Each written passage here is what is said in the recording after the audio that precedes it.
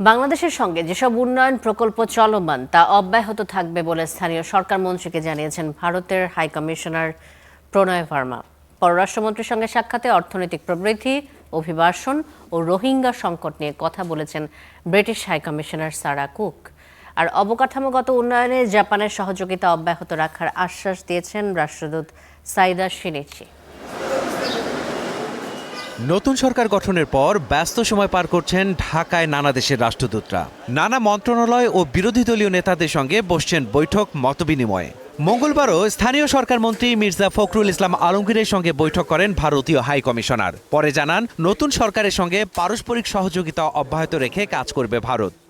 India and Bangladesh have a lot of commonality. বাংলাদেশের সাথে জনগণের স্বার্থ সংশ্লিষ্ট বিষয়ে কাজ অব্যাহত রাখবে ভারত। নতুন সরকারের সাথে নতুন প্রকল্প নিয়ে কাজ করবে ভারত। স্থানীয় সরকার মন্ত্রণালয়ের যেসব প্রকল্প ভারতের সাথে রয়েছে সেগুলো চলমান থাকবে। Our national government. পরে মুক্তিযুদ্ধ বিষয়ক মন্ত্রীর সঙ্গে বৈঠকে গুরুত্ব দেন নতুন প্রজন্মের কাছে মুক্তিযুদ্ধের সঠিক ইতিহাস তুলে ধরার উপরে। এছাড়া স্বরাষ্ট্রমন্ত্রীর সঙ্গে আলোচনায় আগামী দিনগুলোতে অর্থনৈতিক, বাণিজ্যিক ও কূটনৈতিক সম্পর্ক আরও সুদৃঢ়ের আশাবাদ জানান জাপানের রাষ্ট্রদূত সাইদা শিনিচিও।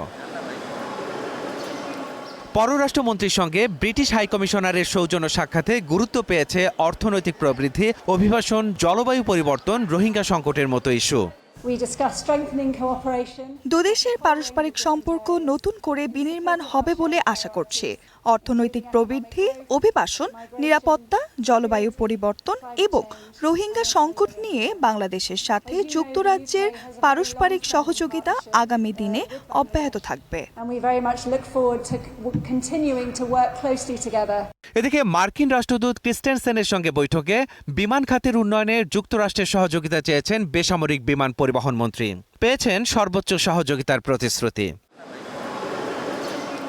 অন্যদিকে সংসদে বিরোধী দলীয় নেতা নির্বাচিত হওয়ায় জামায়াত আমির শফিকুর রহমানকে অভিনন্দন জানাতে তার বাসায় যান চীনা রাষ্ট্রদূত Yao Wen. Mahadi Hasan, star news, Dhaka.